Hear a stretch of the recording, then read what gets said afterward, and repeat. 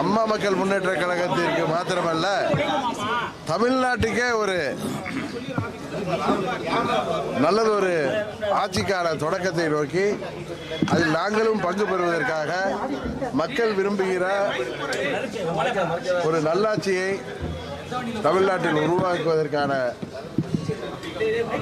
முயற்சிக்கு நாங்களும் உறுதுணையாக இருப்பதற்காக எங்கள் ஆதரவை தெரிவிப்பதற்காக இப்பொழுது நாங்கள் புறப்பட்டு செல்கிறோம்.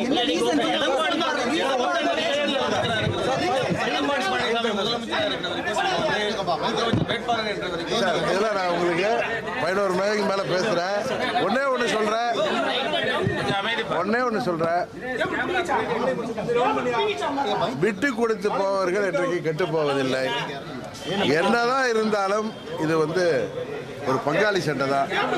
எங்களுக்குள்ள சண்டையை நாங்கள் என்ன செய்தாரை ஒருத்தல் அவர் நான நிர்ணயம் செய்து விடல்னு சொல்லி ஏற்கனவே பொதுக்குழுவிலே நான் சொன்னேன். அதனால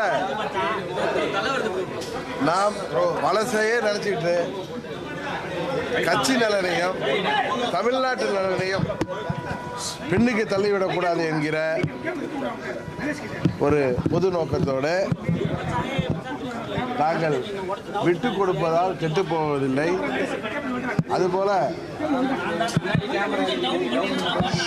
எல்லாவற்றையும் இணைக்கிற சக்தியாகிய அம்மா அவர்களின் தொண்டர்கள் என்ற முறையில் ஓரணியில திரண்டு மீண்டும் தமிழ்நாட்டில் அம்மாவுடைய ஆட்சி வருவதற்கு, மக்களாட்சி வருவதற்கு, நல்லாட்சி வருவதற்கு நாங்கள் உறுதுணையாக இருப்போம் என்பதுதான் எங்கள் நிலைப்பாடு.